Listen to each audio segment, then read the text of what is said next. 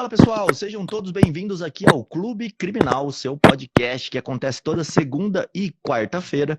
E hoje nós estamos aqui com o Dr. Luciano para falar sobre atuação em casos midiáticos. Já já ele vai se apresentar, ele vai falar para vocês como é que ele, qual caso que ele já atuou, né? Vai contar um pouquinho e esse assunto eu acho que ele é muito importante porque às vezes está longe, está fora da visão, vamos dizer assim, da maioria dos advogados aí, que nunca atuaram, de repente cai um caso desse no colo, às vezes você pega um caso que teve repercussão na sua cidade e a mídia pode te ajudar ou pode te atrapalhar, e é isso que a gente vai falar aqui hoje nesse bate-papo.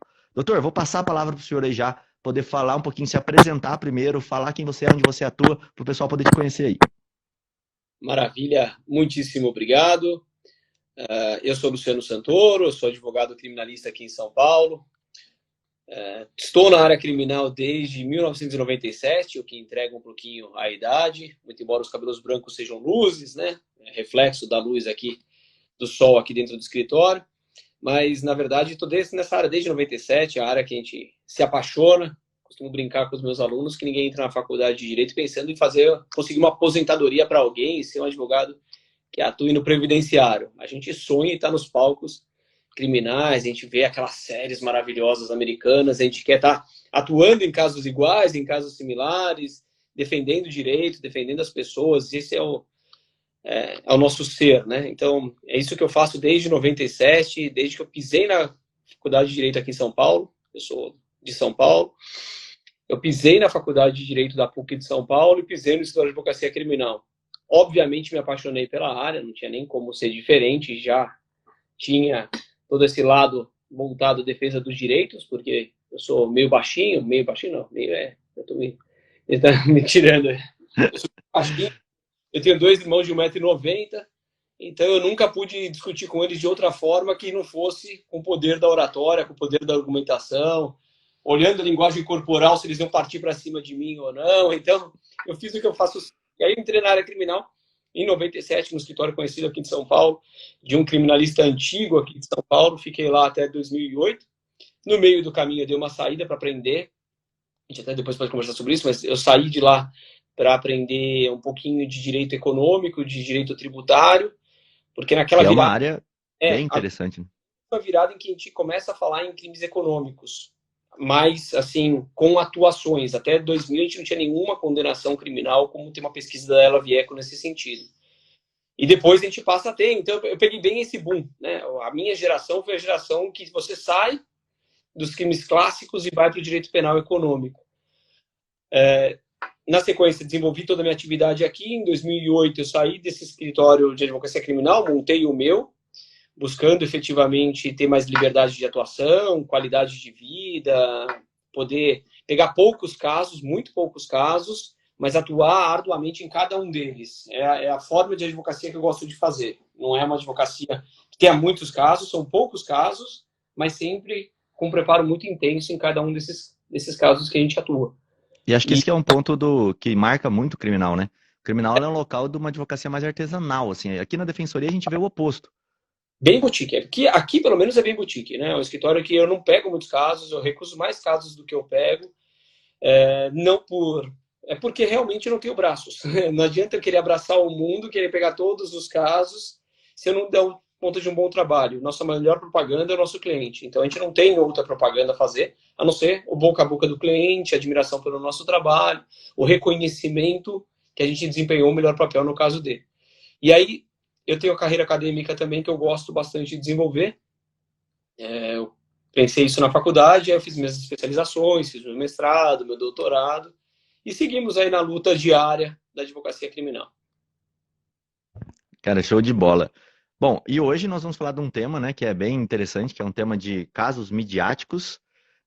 Você já atuou em muito caso, assim, que teve repercussão nacional, que teve muita mídia, e isso foi diferente para você? Já vou começar com essa pergunta, assim, para a gente poder começar a falar para esse tema. Você sente alguma diferença? A gente já sabe que você atuou no caso midiático, mas a pergunta é assim, você sente alguma diferença nesses casos? Eu vou ver se eu coloco de uma outra forma. Principalmente em casos midiáticos que envolvem crimes dolosos contra a vida, é mais fácil você fazer um caso midiático desse, atuar nesses casos que são casos midiáticos, do que em júris criminais comuns. Bem mais fácil. Bem mais fácil. E eu explico o porquê. Isso eu coloco nas minhas palestras, nas minhas apresentações, as pessoas ficam mirando e falam, como assim? Veja, você tem toda a mídia contra você, eu tenho toda a mídia contra, e isso é normal da nossa profissão. E uma das coisas que eu sempre falo para as pessoas, a gente não quer convencer 220 milhões de pessoas no júri. Não tenho esse desejo, não tenho essa pretensão, e nem acho que eu sou o rei da verdade. Mas eu tenho 7 pessoas que eu preciso convencer. São só 7 pessoas que me interessam. Não estou muito preocupado se eu vou convencer o país inteiro a concordar com a minha tese. Isso, para mim, não muda absolutamente nada daquilo que é o maior interesse nosso no processo, que é entregar um bom trabalho para o cliente. Eu só preciso convencer 7. 7 pessoas que saem de dentro da sociedade. Então, isso é o fator, a ponderação que a gente coloca. Ter a mídia é sempre um fator que contribui para o advogado no júri, porque toda aquela nossa parte inicial do júri, eu não preciso explicar para o nosso jurado que caso é. Ele já conhece o caso. Ele já sabe exatamente aquilo que ele está indo julgar. E isso, para a gente que atua no júri, é uma vantagem extraordinária. Extraordinária. Porque a pessoa está indo lá para julgar o caso e ela já conhece o caso. É diferente de um caso do dia a dia, onde tudo vai ser apresentado para ela. Muitas vezes eu vou ter amanhã uma sustentação oral de um processo que começou em 2003. Eu tenho que, muitas vezes, apresentar para a pessoa, em 1h30, em um dia de júri, um caso de 19 anos. É muito diferente em caso midiático. Em caso midiático, o legal é que as pessoas já vão para o júri conhecendo isso. Olha o grande doutor Tiago aí. Fala, pessoal, não vou interromper vocês, cheguei meio atrasado aqui, mas estou por aqui. Seja bem-vindo, Luciano. Muito obrigado, é um prazer enorme estar aqui no Clube Criminal. Sou fãzaço de vocês. Legal. Show. Bom, essa questão do caso midiático é um caso intrigante mesmo, né? Eu tenho uma dúvida, Luciano, para perguntar para você, que é uma dúvida que eu sempre... Já vou chegar lançando uma dúvida, que é uma dúvida que eu sempre tenho, e já tive alguns casos aqui do escritório que precisei adotar algumas providências, e quero saber que providências que você já adotou em alguns casos, quando a gente percebe que está tendo vazamento de informações nesses casos midiáticos. A gente sabe que a mídia tem informantes, né? Tem informantes, às vezes, dentro do Poder Judiciário, dentro das polícias, dentro do Ministério Público, e o vazamento de informações é uma coisa que me incomoda bastante, né? Prejudica muito, às vezes, o nosso trabalho, né?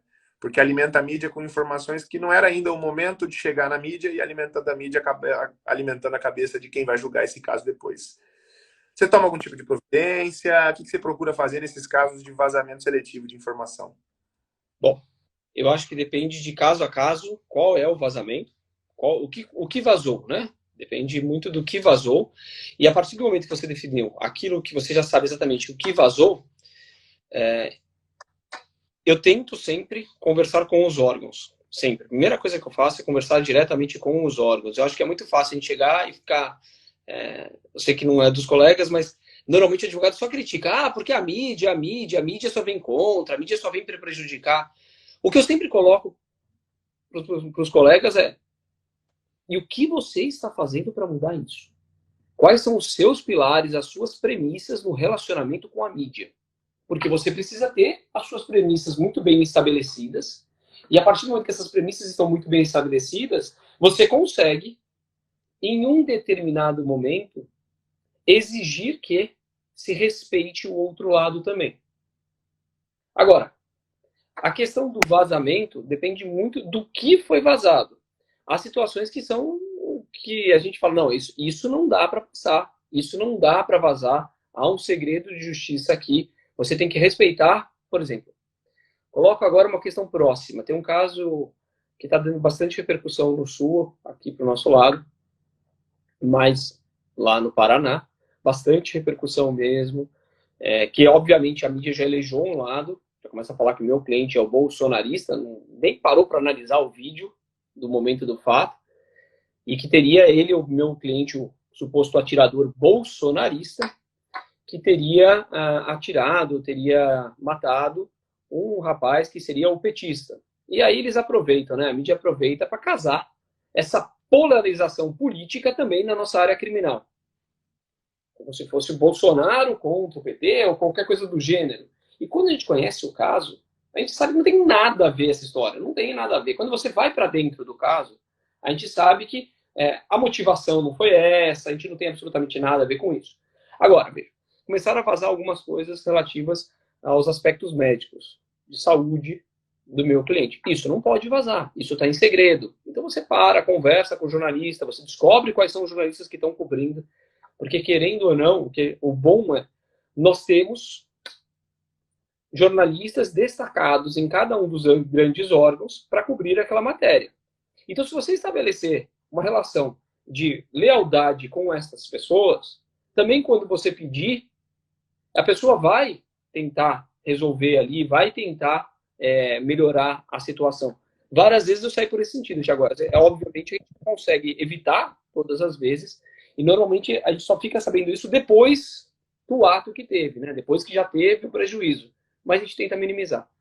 Você começou falando uma coisa muito importante, Luciano, que eu também tenho a mesma visão, e terminou falando outra também mais importante ainda. Primeira, destacando aqui, não sei se o pessoal percebeu isso, né? O advogado não pode ser inimigo da imprensa. O advogado criminalista que começa a atacar a imprensa, brigar a imprensa, meu amigo, você está assoprando fogo, tá? Advogado criminalista não pode ser inimigo da imprensa. Você pode perceber, nos casos que você se opõe à imprensa, é inimigo da imprensa, começa a falar mal da imprensa, começa a fazer aquelas notas ríspidas que na própria nota você tenta alfinetar a imprensa, você vai ver que as matérias contra o seu cliente vão ser mais sensacionalistas e o título vai ser um título que vai pesar demais. É aquele título que vai colocar a faca no pescoço do teu cliente. E a segunda coisa que o Luciano falou também, que era muito importante, é criar uma relação de lealdade com esses repórteres. Tem uma coisa que eu faço, né? Eu tenho no meu celular mais telefone de repórter do que de advogado. Todo repórter que entra em contato comigo, eu salvo o contato daquela pessoa. Com o nome, com qual é o veículo e com a palavra repórter. Porque sempre que sai alguma reportagem que eu eventualmente não fui consultado antes, eu vou ver quem que está assinando, eu vou procurar na minha lista de contatos e certamente eu vou ter o número desse jornalista, principalmente se for da imprensa local aqui, né? Da onde a gente trabalha, Campo Grande, Mato Grosso do Sul, e vou poder entrar em contato com ele e falar, olha, você acabou não me procurando aqui, mas estou te passando uma informação sobre esse caso que não está veiculada na matéria, eu estou te falando que tem alguma coisa aqui que era sigiloso, ou alguma coisa aqui que está de forma errada, e etc., para você ir criando esse relacionamento com os repórteres, né? Eu, por conta de alguns casos midiáticos aqui em Campo Grande, criei certo relacionamento com os repórteres, que hoje tenho até uma possibilidade de ter algum contato off com eles. Falo, olha, isso aqui é não publicável e essa é a parte publicável, ok? Né? E tenho a total lealdade de que eles não publicam a parte não publicável que eu falei para eles. Né? Então, é bastante interessante, isso é muito importante também, Luciano. Rodrigo? Show. Não, então, eu tava ouvindo vocês falarem aí e exatamente, né? A gente consegue ver em vários casos que hoje, através das mídias sociais, nós também temos como construir narrativas. Isso fica muito evidente em vários casos, né? Você vê o júri lá da Botkiss, que tem uma repercussão imensa, acho que um dos processos criminais que mais tem repercussão, que se constrói narrativas, de todos os lados, inclusive. O Ministério Público fazendo isso. E a gente teve uma palestra muito interessante há muito tempo atrás, de um membro do Ministério Público Federal, que veio dar palestra aqui para a Defensoria Pública de Mato Grosso do Sul, e ele estava falando, justamente o tema dele era o contrário, né? Como utilizar a mídia a favor da concessão do que o Ministério Público Federal queria. E aí, olha só que interessante, eles fizeram com que todos os procuradores federais, isso incentivado pelo Ministério Público Federal, tivessem Twitter, tivessem mídias sociais, e eles procuram pegar aqueles que conseguiram se destacar mais, crescer essa mídia social ali, para conseguir criar uma narrativa. Então, olha, eu vou construir uma narrativa em cima de uma desapropriação que está acontecendo ali, que precisa ser feita, ou que está sendo feita de maneira equivocada, não sei. A narrativa deles que eles querem construir. E eles já soltam essa informação um pouquinho antes. Nos meios deles, né? E isso aí acaba propagando, assim. Então, achei muito interessante essa atitude deles de construir essa narrativa. Não sei se vocês já presenciaram isso, assim, Luciano, vamos ouvir um pouco ele falando aí. Não, então, o que a gente tem que entender quando a gente está do lado da defesa, né? Quando você está do lado da assistência da acusação, é mais fácil, porque é aquela narrativa que eles querem ouvir, né? Eles querem torcer, pingar sangue, isso atrai as pessoas. Notícia boa não vem de jornal, isso é um fato que a gente tem, então a gente precisa disso ser colocado. Se você está pelo lado da defesa, tenha em mente que você vai ter muito pouco tempo. Semana retrasada, dei 55 minutos de entrevista para o Jornal Nacional. 55 minutos. Passou 15 segundos.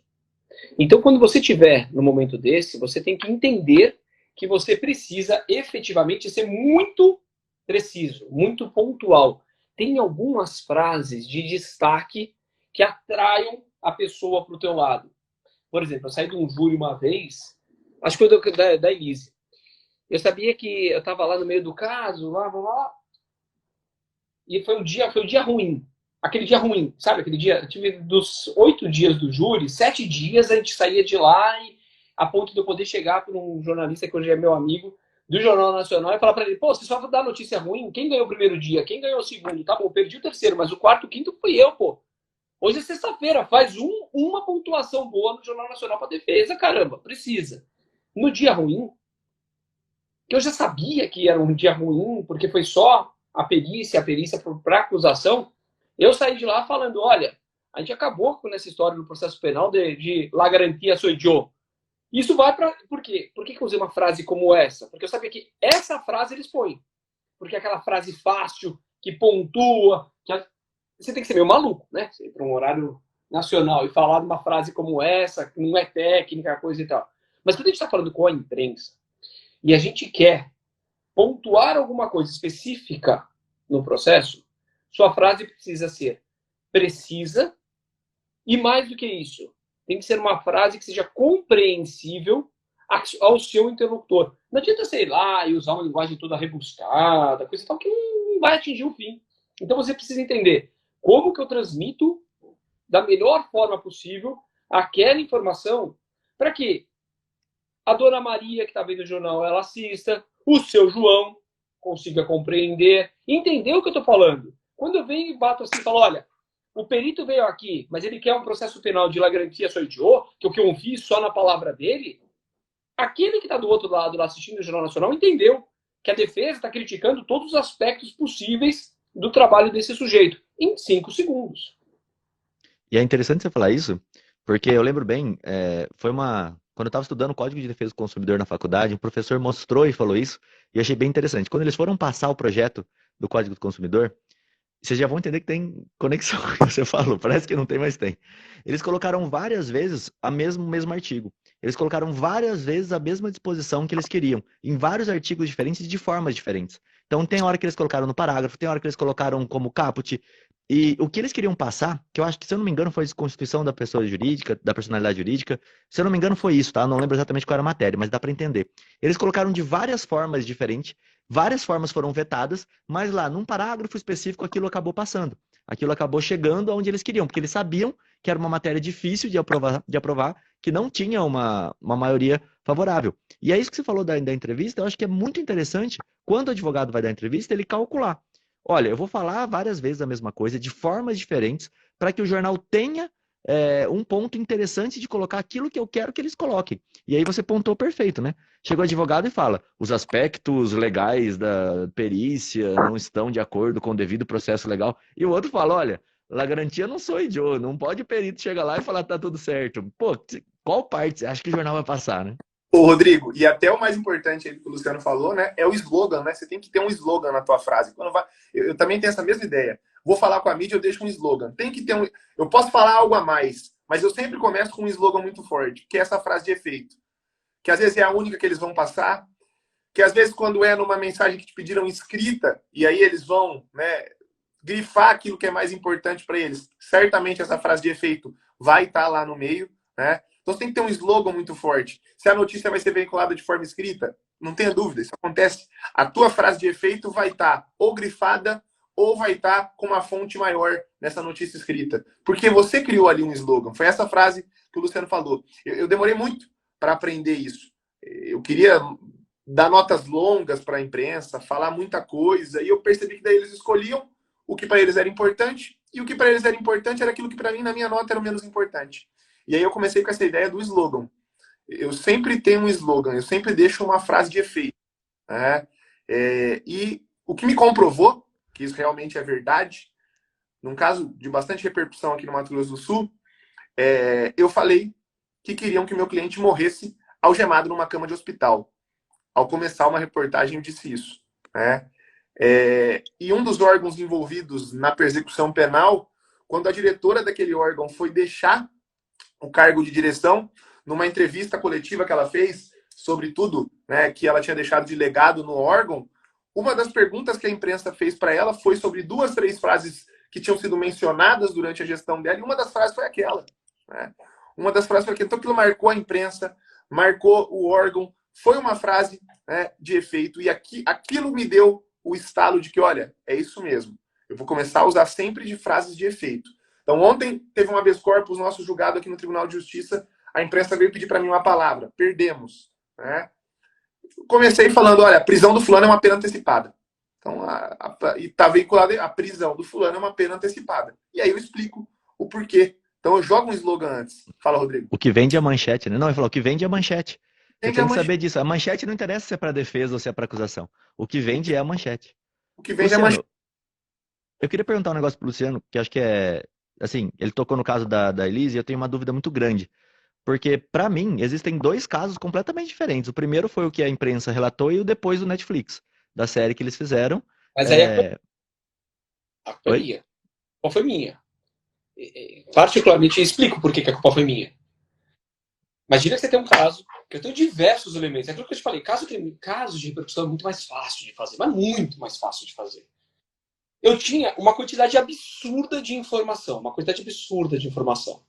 Tive 4 anos para preparar o caso e um caso que não sai da cabeça. Porque você está sempre ali. Só que você vai pontuando as coisas e vai levando. Você vai guardando, vai contando. Qual foi a minha ideia nesse caso? Eu sabia que se eu fosse para o júri, bater no dia do fato, eu ia apanhar lá e ia sair de lá com uma pena de mais de 30 anos. Ponto. Eu sabia disso. Ao passo que, se eu fosse para o júri e contasse uma história, a história de vida dela, que merecia ser contada, sendo que não vou esconder o dia do fato, pelo contrário, faz parte da história de vida, mas colocando para os jurados, olha, você está julgando esta moça com todos esses aspectos que compõem o fato, que às vezes as pessoas não entendem. Que às vezes a pessoa dispara uma arma, mas naquele tiro que disparou, tem uma carga que vem de muito tempo, uma carga que vem de toda uma vida. E foi isso que eu coloquei. Olha, vocês estão fazendo isso. Tá? Só que para isso dar certo, quando eu fui traçar a estratégia deste caso, eu sabia que eu tinha que ter um elemento surpresa. Elemento surpresa a ponto de saber que aquilo que eu estou levando é surpresa até para a acusação. É surpresa para outra pessoa. Não foi à toa, Rodrigo, que eu coloquei na plateia, dentro da minha equipe, uma psicóloga para analisar o comportamento do promotor. A função não era... Oi, voltou. Voltou, estou Agora contando aqui. A função dela não era tanto analisar os jurados. Era importante conhecer mais ou menos os jurados, mas os jurados é uma coisa que eu estou acostumado a analisar. Mas eu queria ver onde eu estava causando impacto na acusação. E para isso eu botei uma psicóloga na plateia para analisar exclusivamente. Então ela olhava os jurados, olhava o promotor, e ela tinha uma função que era legal também nesse caso. Viu? Eu sei que eu saí, peguei uma estrada completamente diferente do que você tinha perguntado, mas ela tinha uma função legal. A gente entra nos embates. A minha ideia nesse júri era fazer um júri longo, bem longo. Mais longo que eu pudesse fazer, quanto mais longo, melhor. Óbvio, a gente não tem no Brasil um caso tipo o O.J. Simpson, mas o longo para o Brasil é de 6 a 10 dias, já é um júri longo. Então eu queria fazer uma coisa assim, longo. Por quê? Porque eu queria que o jurado esquecesse aquilo que ele viu na imprensa e se atentasse apenas com aquilo que ele está vendo todo dia sendo produzido na cara dele. Se ele vai julgar em 1, 2 dias, o fantástico do dia anterior está na cabeça dele. O Jornal Nacional está na cabeça dele, o Domingo Espetacular está na cabeça dele. Eu não queria que ele julgasse com base naquilo que ele foi influenciado pela mídia, mas de acordo com as provas apresentadas. Para isso, júri longo porque o cara dorme no fórum. O cara não está vendo outra coisa a não ser o júri. Não tem TV, não tem absolutamente nada. Então, quando a gente vai colocando isso no meio do caminho, qual foi a minha ponderação ali? E só colocando só essa notícia da PEC que eu tinha falado, que eu não esqueça. Tinha uma coisa que é legal nesses júris longos, ter muitos embates com o promotor, muitos embates com a assistência da acusação. Mas a psicóloga tinha uma função extraordinária para mim. Tinham 4 na minha mesa. Eu, a Juliana, a doutora Roseli e o doutor Luiz. Eles ligados à perícia, eu ligado a todos os aspectos do caso, e a Juliana, porque era advogada civil e tinha muitos elementos cíveis nesse caso. Minha esposa também, tinha todo o relacionamento com a cliente. Entrava nos embates com o promotor, a psicóloga ela fazia, sobe ou encerra. E tinha que obedecer o que ela estava falando. Eu não precisava ganhar todas as discussões com o promotor. Eu precisava respeitar a minha psicóloga. Por quê? Porque o cara tá lá há 5 dias longe de casa, cheio de preocupação, pode ser que ele já não esteja mais com saco para ver jogo de vaidade entre defesa e acusação. O cara já não tá querendo mais aquilo, mas pode ser que, pô, isso aqui que eles estão brigando é legal. E aí você percebe que o cara quer um momento de relaxar e quer um momento de ver uma briguinha ali também no meio do caminho. Então ela fazia levanta, que era para insistir, ou encerra a discussão. Podia, a hora que ela falasse para encerrar, podia ser ele ganhando a discussão. Porque já não estava mais ganhando a discussão, porque para o jurado já não era mais legal aquilo. Então se ele continua, Luciano, ele deixa eu perde. só, deixa eu só pontuar para poder entender. Então, a função da psicóloga ali era mostrar para você o que aparentava a sua briga com o promotor perante o jurado. Ela estaria olhando como, olha, eu sou uma jurada e eu estou julgando a situação. Leitura comportamental dos jurados. Também, ela tinha 3 funções.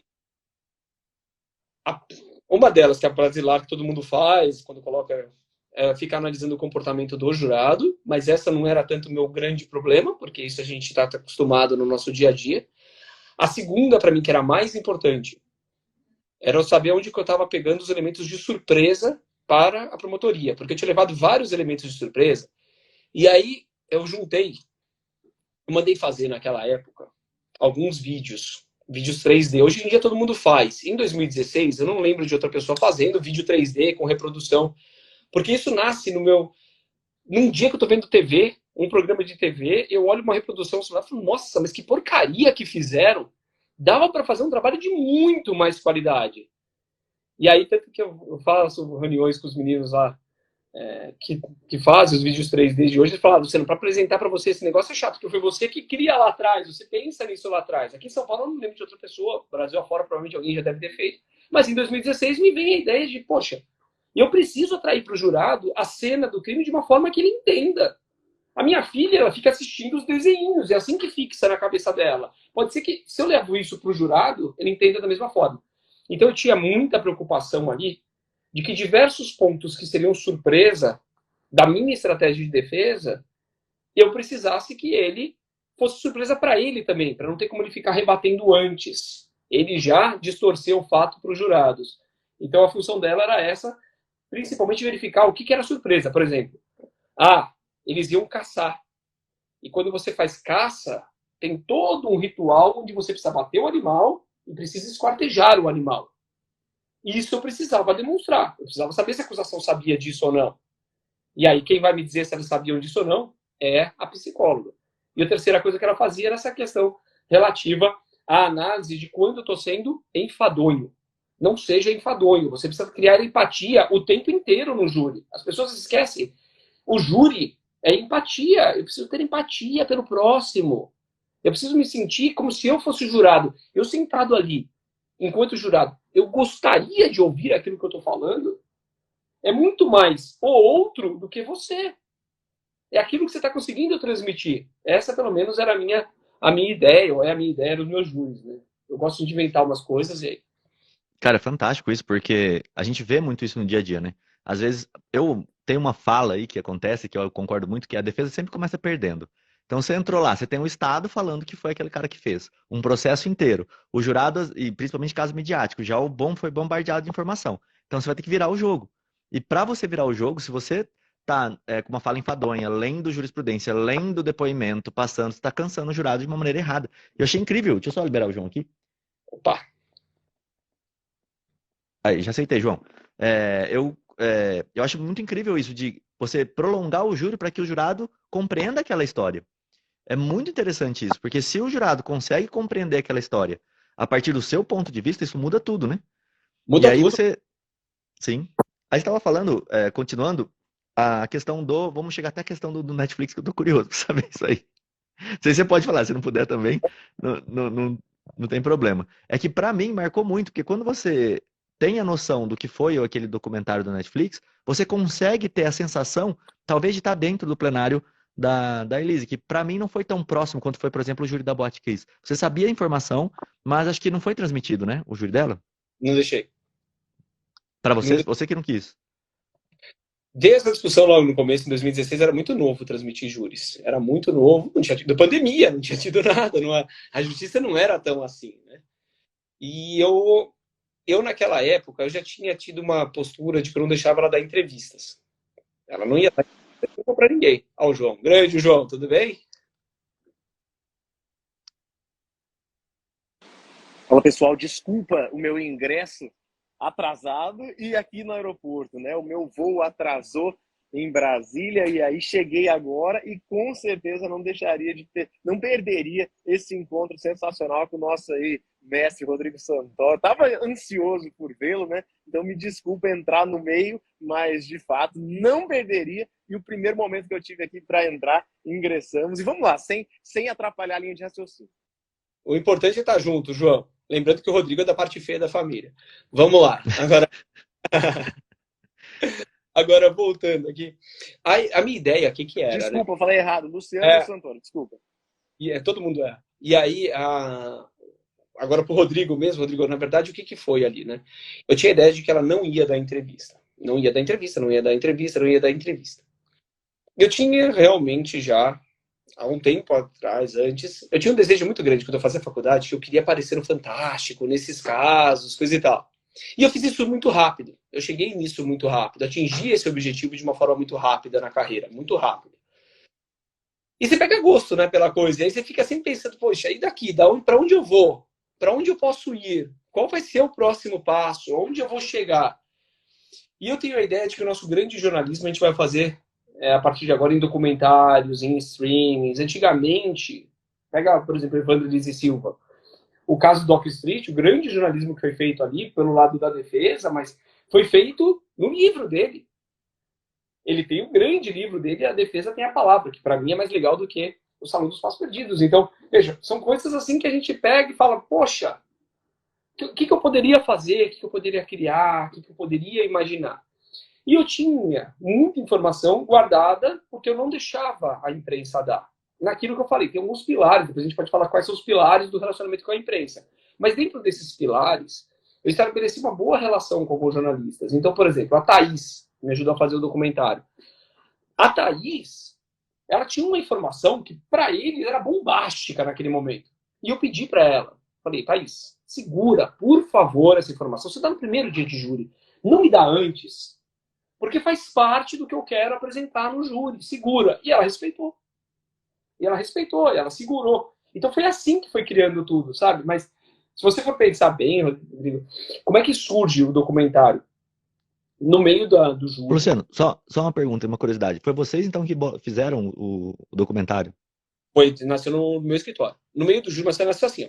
No meio do júri, no final do júri, depois que eu tinha feito a minha sustentação oral, antes do promotor voltar para a réplica, um roteirista fantástico da Globo, que fez Tropa de Elite, Cidade de Deus. O cara, é o cara. Hoje eu tenho um bom relacionamento com ele. Não conhecia, no dia ele estava lá com a esposa dele também, que fez 2 filhos de Francisco. Quer dizer, é só gente assim. Ele saiu de lá. Como é que eu fui sentir se eu tinha ido bem ou mal? Você sabe quando você vai bem ou quando você faz a melhor sustentação que você já fez. Eu tava me sentindo assim, só que eu fui pra sala de imprensa para ver o que eles iam falar. Esse roteirista foi falar com a Ju, falou, isso é Hollywood, bora fazer um filme. Tem que contar isso num filme. E aí isso ficou na minha cabeça. Sabe quando fica na cabeça? Eu esperei passar o julgamento da apelação para confirmar o júri, porque eu queria confirmar o júri, sabia que a pena dela ia ser baixada drasticamente no STJ, nem me preocupava com o que o juiz deu, porque eu sabia que no STJ ela ia cair, ainda vai cair mais, provavelmente vai entrar em pauta esse semestre, deve cair mais a pena dela, porque você não pode, porque é o caso dela, não seguir toda a jurisprudência de uma eternidade do STJ, então você precisa seguir, você sabe quando vai pegar. E aí, quando fui conversar com a Thaís, logo depois do julgamento da apelação, a gente foi almoçar no restaurante aqui, depois a gente veio para o escritório, ela falou, olha, legal fazer um filme, você já pensou num documentário? E aí a gente senta e começa a bater um papo, poxa, o documentário também é uma coisa legal, porque eu consigo fazer. Aí a gente foi procurar uma produtora que tivesse relacionamento com a Netflix, ou com outra empresa grande de streaming, pra gente tanto faz. Tá na Netflix é mais legal, é a mesma coisa. Se você me perguntar, você prefere estar numa emissora que tem um índice de audiência menor, ou quer estar na Globo? Quer estar na Rede TV ou quer estar na Globo? São coisas óbvias. Então, Netflix é Netflix. E aí a gente chegou e descobriu, olha, eles estão querendo produzir um documentário brasileiro, com qualidade americana, para passar no mundo inteiro. Era a oportunidade. Né? Alguns vão chamar de sorte, sei lá, pode ter sido sorte. Eu estava no lugar certo, no momento certo. Mas me preparei para isso também. Então, são aquelas situações bacanas. E foi assim que nasce o documentário. O documentário nasceu assim. Era um filme, não virou filme, mas virou um documentário. E o legal, foi parar em 190 países. Esse, a parte do advogado. A parte da minha cliente, porque ela fez o documentário se ela nunca deu entrevista. É isso que eu ia te perguntar, assim, ela participa dessa decisão de fazer o documentário? Dela. No fim, a decisão é dela, porque só teria interesse do documentário se ela desse entrevista. Porque aí também teve uma coisa. Ela nunca tinha dado nenhuma entrevista. Ninguém tinha uma entrevista. Tanto que outro dia um jornalista me falou, ela não quer dar entrevista. Eu falei, ela dá entrevista para uma rede que está em 190 países. Por que ela daria agora para você? Não vai daí, ela não quer. Não tem, mas ela fez uma vez só e uma vez direto para uma rede que chega em 190 países. Por quê? Para ela, a questão sempre foi ela conseguir contar para a filha dela a história dela, na boca dela. Por quê? É aquilo que você falou, olha, eu conheço um caso da TV e depois eu conheci no documentário e parece que são duas histórias completamente diferentes. E é isso, como a gente sabe que é muito difícil essa reaproximação dela com a filha dela, até porque a família da vítima é bilionária e aí é muito difícil se lidar com isso. Então, por conta disso, a gente falou, olha, se a criança for morar, onde ela for morar no mundo, consegue, pelo menos, conhecer a história dela de verdade, de uma forma equilibrada, né? Porque aí é um outro fator, acho que importante de saber, quem tem desejo de fazer documentários, as portas só se abriram e agora todo mundo tem um caso legal para contar, né? Todo mundo tem uma história bacana para contar. O que tem que saber é, documentários, eles só vão dar boa repercussão, só vai atingir top 10, só vai chegar nesse lugar se o documentário for equilibrado. Quando você conta, e aí eu não vou citar outros documentários feitos no Brasil que conta só um lado da história. Quando você conta só um lado da história, você tem um estilingue inicial e acabou. Porque as pessoas perdem também, porque não viu. Você precisa ter um lado equilibrado e deixar para que o seu espectador, ele decida, ele faça o juízo de valor como se ele fosse o jurado. Olha, concordo com a acusação ou olha, concordo com a defesa. Ô, Luciano, deixa eu te fazer uma pergunta. Eu, quando tenho os meus casos midiáticos aqui, até hoje não peguei nenhum caso que seja de repercussão nacional, mas sempre estaduais eu acabo pegando casos de tribunal do júri que tenham repercussão estadual. Qual que é a dificuldade que eu mais tenho? E aí é interessante eu perguntar para você, porque eu considero você uma referência nesse assunto. Tanto é que a gente está vendo aqui uma repercussão que vai para além do nacional, é um mundial, um caso como esse, né? A dificuldade que eu tenho, eu não sei se isso é por conta da mídia menor, né, uma mídia menos expressiva do que uma mídia nacional ou mundial, ou se é de fato a falta de alguma estratégia processual e até mesmo comportamental do advogado.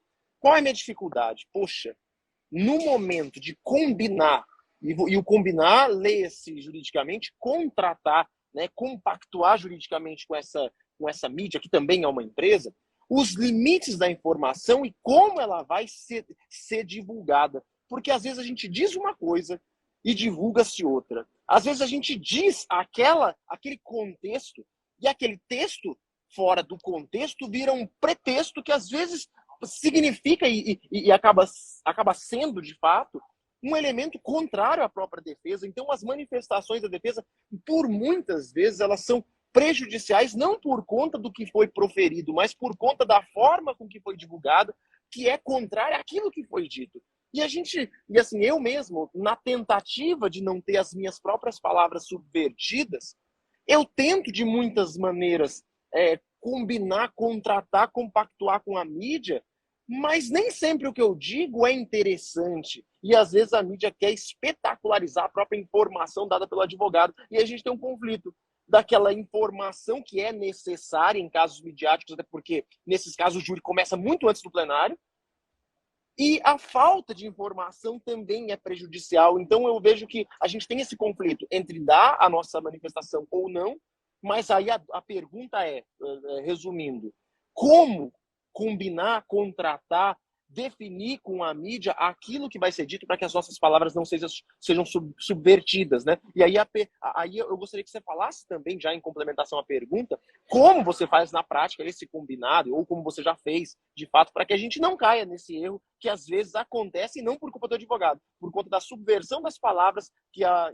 imprensa acaba ouvindo e digerindo, né?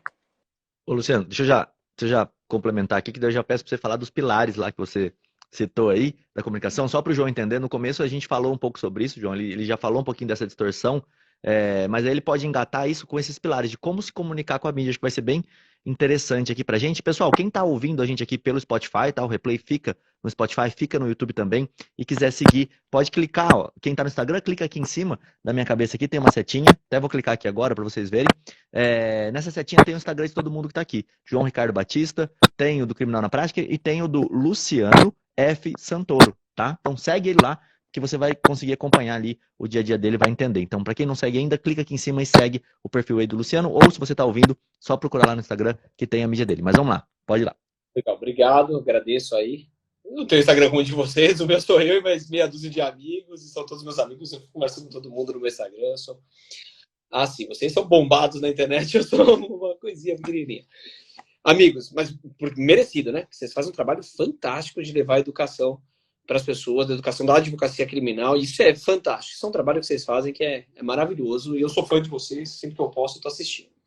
Mas você entender, João, na verdade, eu fui ter isso aí, eu aprendi isso há um tempo atrás com o jornalista da Isto É, não é jornalista da Isto É, ele é o editor-chefe da Isto É o segundo cara mandado dentro da revista, ele sentou na minha mesa aqui, ele olhou para mim e falou, nossa, a imprensa sempre escolhe um lado.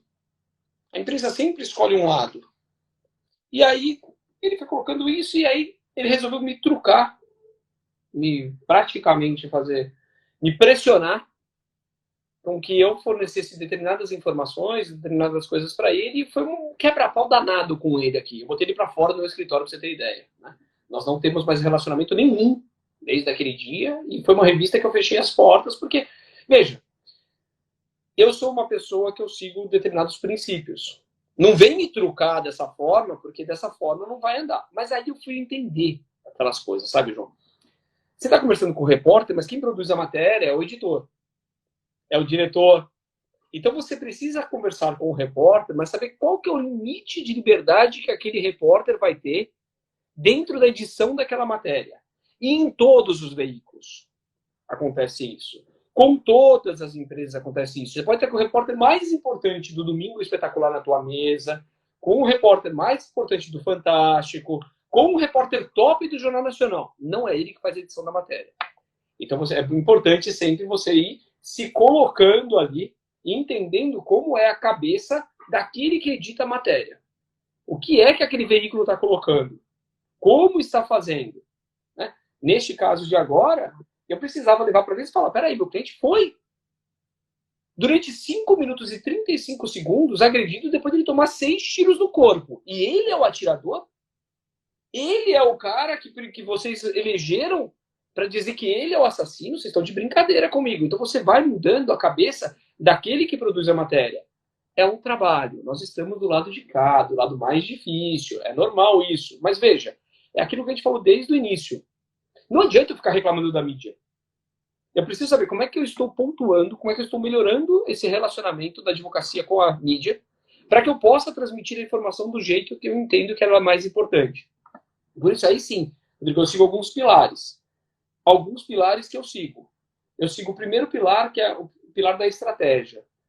É estratégia, interesse, lealdade, proteção e vejo qual é o veículo que está atuando. São 5 pilares que eu sigo nesses casos de mídia.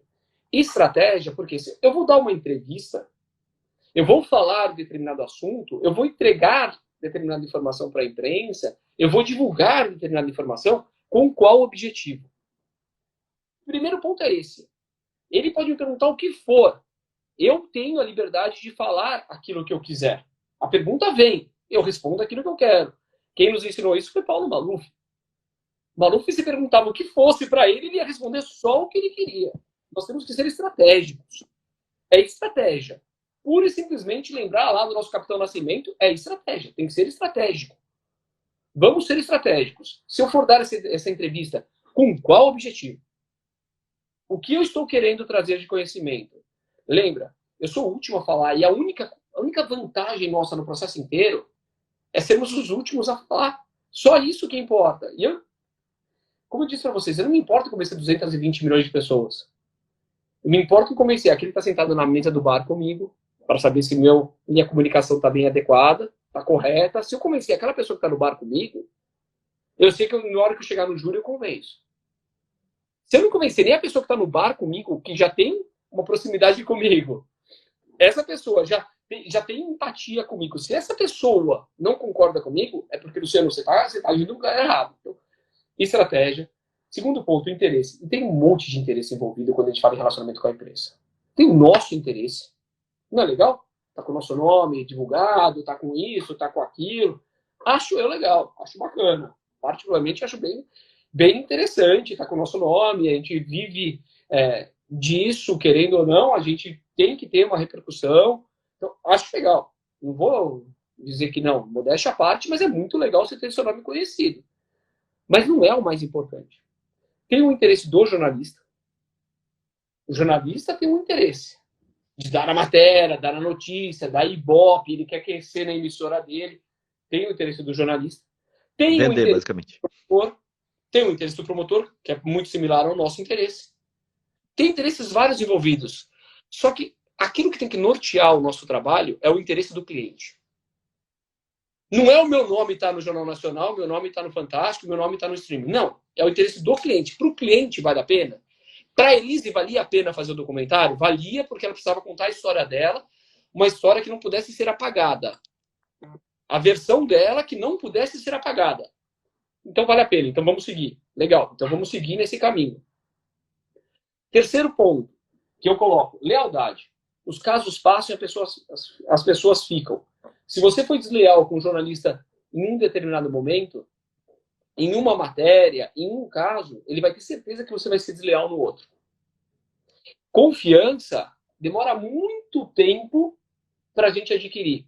Para a pessoa sentar com você e adquirir aquela confiança e saber que pode confiar naquela pessoa. Confiança não é estabelecida do dia para a noite. Não, é uma construção. E a mesma coisa vale do outro jeito. Se o jornalista foi desleal com você em um caso, ele vai ser no outro também. Não adianta achar que vai ter corrupção nessa empresa pública, mas nessa outra aqui não. Não, você vai ter, se for as mesmas pessoas com os seus tentáculos em todas essas empresas, aquela empresa que paga para uma determinada empresa pública vai pagar para outra. Então, a gente tem isso no nosso. Então, seja sempre uma relação de lealdade com as pessoas. Dentro dessa lealdade é confiança. Tem uma carta na manga. Tem uma carta na manga. Olha, não dá essa matéria aqui, Thaís, mas você não quer uma carta dela, onde você divulga de próprio punho aquilo que ela está falando? Tem uma carta, uma manga, alguma coisa para você tirar e você entregar. Falar, olha, você está seguindo esse caminho, mas você já viu essa outra prova aqui que é interessante, que talvez dê mais repercussão para você do que aquilo que você está divulgando? É lealdade isso. Também eu tenho que olhar o lado do jornalista. Né? É empatia o tempo inteiro. Proteção, porque chegou com o microfone próximo a você, tá gravando. Tá gravando. Hoje em dia tudo grava. Se antigamente já era assim, e eu me lembro, João, quando eu entrei no escritório de advocacia criminal aqui em São Paulo, em 97 isso, né? Já sou menos jovem, vocês são todos jovens, mas eu sou menos jovem, né? Eu já tô velho. Eu entrei no escritório de advocacia criminal, o antigo criminalista aqui em São Paulo era super conhecido, o Dr. Paulo Sayeg, já falecido, e o Dr. Paulo olhou para mim e falou, Luciano, tua primeira lição, telefone serve para marcar encontro no lugar errado, entendeu? Ele falou, tá vendo esse meu amigo que tá chegando ali, ó? Ele olhou, apontou pro cara que tava chegando, que era um agente da Polícia Federal. Tá vendo aquela malinha dele? Pergunta o que ele tem naquela mala preta do lado dele. Naquela época, o celular tava começando a ser, a predominar aqui ainda, né? As pessoas estavam começando a ter, tinha aqueles tijolão que você andava com um monte de bateria junto, depois começou a ter o StarTAC, coisa e tal, aqueles Motorolão, aqueles Ericsson gigantes. Por quê? Porque aquela maleta era a maleta de grampo da PF daquela época. Então você tinha isso, ou você tinha que ir no poste e fazer os grampos pelo poste. Eram as formas que tinham na época lá atrás. E lá atrás ele já falou para mim, olha, o tempo inteiro você precisa ter atenção. E seja atento, se proteja. Proteja o interesse do seu cliente. Então, quando fala, mas espera aí, o jornalista grampeou ali a minha comunicação com o meu cliente. Você estava com o microfone? Então você tem que presumir que aquilo lá está ligado. Você teve todo o tempo do mundo para orientar o teu cliente, faz parte do trabalho. Entendo que nós temos essa situação do sigilo da conversa entre cliente e advogado. Mas eles também têm, querendo ou não, diversos princípios ligados à área jornalística que, se eles têm um furo, eles vão dar. E depois decide quem está certo, porque aí o estrago já foi feito. Então, chega perto de você uma câmera, um microfone, alguma coisa, toma cuidado. Um celular hoje em dia, né? Celular hoje em dia, proteção o tempo inteiro, né? Proteção. Eu já tive, na própria série. Na própria série, eu fui no pé do ouvido da minha cliente falar para ela, olha, é um dia bom, seja verdadeiro, porque eu conheço a cliente. 4 anos trabalhando no caso. Não, quando eu fui gravar a série, acho que já tinha 8 anos. Eu tô vendo que a pessoa tá tensa e não vai conseguir se soltar, eu vou lá e converso. Foi isso que gravaram. Tudo bem, segue. Né? Mas veja, proteção é importante. E o último dos elementos que eu vejo, que eu coloco, é qual que é o veículo que eu tô falando, João? Uma coisa a gente tá num podcast. Uma coisa foi quando eu sentei com o Maurício Meirelles, uma conversa super descontraída, para falar deste caso da Elise e diversos outros. É um veículo, é uma forma de comunicação. Outra coisa é quando eu estou sendo entrevistado por um veículo como sendo Fantástico. É outro mundo. Outra coisa é um documentário. Então a gente tem que tomar cuidado com qual veículo que a gente está falando. A depender do veículo, você vai ter uma forma de comunicação diferente. Pare, né? Pare, reflita durante uns 10, 15 minutos. Como é a melhor forma de eu transmitir a comunicação para esse veículo? Para essas pessoas, o que aquele que está assistindo aquele veículo, ele gostaria de ouvir. E aí a gente segue. E desculpa, aí ficou longo, ficou um podcast falando isso. Não, show de bola, aqui é podcast mesmo. Rodrigo, a gente está chegando no finalzinho, eu queria fazer uma pergunta derradeira, porque assim, não é todo dia que a gente senta com um profissional desse gabarito e a gente, quando chega esse momento, a gente realmente quer extrair tudo de bom e de melhor que tem do Luciano, né? A pergunta final. Eu tenho visto, em alguns casos de repercussão, a manipulação das informações que a própria defesa deixa claro, através até mesmo de publicidade paga. Então eu começo a perceber que em alguns casos a defesa se coloca de forma, às vezes até arredia, fala, não quero começar o júri antes do plenário. Em outros casos, a gente vê o extremo oposto. É a própria defesa mostrando aquilo que a mídia não está mostrando e às vezes até pagando publicidade paga para mostrar o outro lado da moeda. E aí eu não sei até que ponto isso é salutar, até que ponto isso é caso a caso. O que você acha disso? Às vezes a defesa esconde todos os seus argumentos para abordá-la no plenário e outras vezes o plenário começa na mídia e às vezes uma mídia até mesmo paga pela defesa para mostrar, peraí, não é assim como a mídia geral tem vendido ou veiculado. É assim, ó, olha aqui, ó. E aí a gente vê que mídia pode ser inclusive até mesmo redes sociais, sei lá, Instagram, patrocinado para a localidade onde vai acontecer o júri, etc. O que você acha disso? O que você pensa disso, nesses dois vieses? Bom, eu estava numa palestra agora em Goiás, agora no sábado. Eu fui para lá e a primeira pergunta que tinha na minha palestra era: quando que o júri começa? Quando o júri começa? Quando o júri num caso midiático começa, e não é só no caso midiático, em todos os casos, você não sabe de onde vai vir o jurado. Eu não sei. São 7 pessoas que saem do povo. Pode ser que seja alguém que já conheça o caso.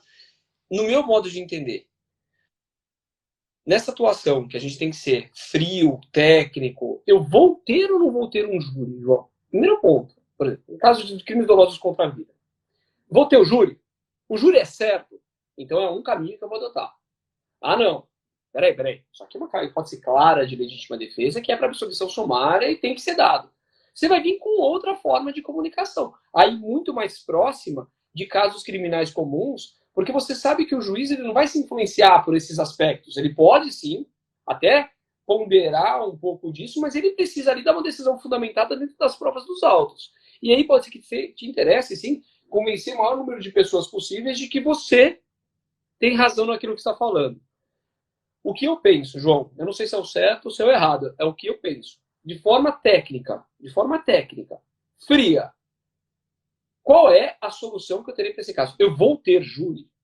Se eu for ter júri, tudo já foi escancarado ou eu tenho elementos de surpresa? Eu gosto de criar elementos de surpresa, trazer elementos de surpresa, trazer as informações, pensar em estratégias diferentes, trazer, sei lá, como eu falei, gráfico 3D que não existia, que eu resolvi criar, trago as psicólogas no meio do caminho. No próximo júri do mês que vem tem uma... Até estava vendo que tem uma pessoa assistindo a gente aqui. Ele já produziu um material para mim diferente, legal de fazer, de eu apresentar, que não tinha. Então a gente tem sempre que criar e ficar inovando. Depende, João, da estratégia que você está adotando no teu caso, da sua análise fria. Vou ter júri? Então, a princípio, você vai guardar aquela tua cereja para o júri. Né? Você vai guardar aquela tua pérola. A pérola você não vai dar antes. Mas, ao mesmo tempo, determinadas informações vão atraindo nas pessoas o desejo de conhecer mais o caso. E é isso que vale a pena. Cara, show de bola. O João fala uma frase que eu acho muito legal também. Eu nunca tinha parado. Na verdade, é um ensinamento, vamos dizer assim, que eu nunca tinha parado para pensar. Que é tudo que você faz dentro do processo tem uma consequência no júri. Até o recurso. Até você pedir para anular uma prova, por exemplo. Ó, tem um exame de DNA lá dentro. Em vez de eu falar sobre aquilo, às vezes eu peço para tirar aquilo do processo. E aí chega o promotor depois e fala: olha, o advogado pediu para tirar a prova, não quer que vocês vejam. Então tudo vai ter uma influência, né? Tudo vai mudar o jogo. A gente na defesa, a gente só pede exumação quando tem certeza que o resultado vai ser favorável pra gente. Senão vão falar que você está enterrando 2 vezes a vítima. E lá no júri, por mais técnico que você possa justificar, você enterrou 2 vezes a vítima. Então é complicadíssimo. Não só enterrou, como violou o seu corpo, né? Porque a exumação tem um objetivo, é abrir lá e verificar alguma coisa. Não bastasse a facada do acusado. Tem que o advogado, pelas mãos do legista, abrir o corpo com faca de novo, né? Isso é terrível, eu sempre digo isso. O júri ele tem consequências a partir de cada ato da defesa. Cada escolha gera uma consequência. Cara, show de bola. Luciano, quero agradecer muito você e sua presença aqui. Mais legal, esse aqui é meu podcast pela OAB de São Paulo. O penal é mais legal, vocês sabem que isso é verdade. Eu vou mandar aí para vocês uma caneca aí para cada um de vocês aí de presente, depois vocês mandam o endereço. Aí a show caneca de bola. que é sempre muito mais legal o penal. Cara, show de bola. Cara, muito obrigado aqui por esse bate-papo. Eu acho que dá pra gente, inclusive, continuar ele outro dia, que chamar você mais vezes pra gente poder falar sobre essas estratégias, falar sobre alguns casos específicos, né? Que curiosidade não falta aqui. O João sabe como eu sou muito curioso, então pergunta o que não falta sobre esse caso da Elise ali pra gente contar um pouquinho mais dos bastidores. Mas muito obrigado, foi assim, super esclarecedor. O pessoal tava aqui pirando nos comentários, falando sobre essa ideia, né? Que às vezes a gente não tem e às vezes a gente vai ter o primeiro contato. E todo mundo está sujeito, né? Pode ser um processo simples que pode se tornar um processo midiático. E eu falo isso porque na violência doméstica, vira e mexe, os jornalistas me ligam ou ligam para a defensoria e falam: ó, quero conversar sobre o caso X. Mas aqui a gente tem outra orientação. A gente tem que passar primeiro pela defensoria para depois, se eles aprovarem, se eles entenderem que é interessante, a gente falar, tem uma outra estratégia. Mas assim, cara, valeu, muito obrigado. Vou passar a palavra para você aí, não sem antes te agradecer muito pela presença. Deixa eu passar para o João, depois eu passo para você. Vai lá, João. Galera, eu vou contar uma coisa pra vocês aqui. Ó, exposed do Luciano, tá? A gente não se conhecia. Primeira vez que a gente tá conversando aqui, eu quero só falar como que foi a resposta que ele me deu. Eu chamei o Luciano, procurei ele. E olha, me respondeu de uma maneira pronta, aberta. Então, assim, ó, é assim que vocês que estão aqui, advogados, vão se relacionar com o Luciano. Gostou desse cara, assim como eu gostei? Quer receber uma resposta pronta, assim como a que eu recebi, receptivo como ele é? Cara, já segue ele aqui, ó. Tá o perfil dele aqui, ó, Luciano F. Santoro. Por que eu tô falando Luciano F. Santoro? Justamente porque o nosso podcast ele é vinculado no Spotify, no YouTube, no Deezer. Então, assim, muita gente, fora quem tá assistindo aqui, vai assistir depois. Então, procura ele, Luciano F. Santoro. Acompanha ele nas redes sociais. Tenho certeza que, assim como eu, que tô aqui encantado pela pessoa e pelo profissional dele, né? Você também vai sentir a mesma coisa. E, meu amigo, muito obrigado. Seja por esse contato tão receptivo, seja por despender o bem mais valioso que você tem, que nem é dinheiro, é tempo. Você despendeu tempo aqui não só comigo, com o Rodrigo, com o Thiago, mas com toda essa galera que está assistindo aqui. Muito obrigado, meu amigo, e que esse seja o primeiro de muitos encontros, seja aqui no podcast ou presenciais que a gente vai ter a partir de então. Muito legal. Queria agradecer muitíssimo mesmo, muitíssimo a receptividade de vocês. É um clube mesmo, né? A gente vê que é um clube, que é um lugar que a gente se sente bem, que a gente vem aqui. Parabéns pelo podcast de vocês. Eu já acompanho sempre de vocês o podcast, o Clube Criminal. Eu ouço sempre que eu posso. Aprendo demais com vocês. Aprendo muito mesmo. Quando convidar, para ter certeza que eu estarei aqui. Fico muito feliz mesmo e agradeço muitíssimo essas palavras todas. João, o João, logo de cara, acho que a gente se conheceu, acho que foi quando...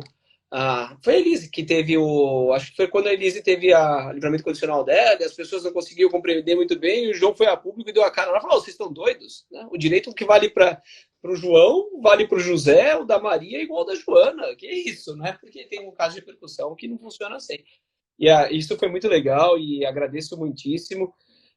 Sou absolutamente apaixonado pela área criminal, então sempre que me chamar eu vou estar aqui dando meus pitacos e agradeço muito mesmo, porque é sempre uma grande troca de experiência e sempre um grande aprendizado. Um abraço para vocês, para todos aí que estão acompanhando e que vão ouvir a gente ou agora, ou que ouviu agora, ou que vai ouvir depois. Estou sempre à disposição. Um abração para vocês. Abração, Luciano. Valeu, pessoal. Até a próxima. Tchau, tchau. Tchau.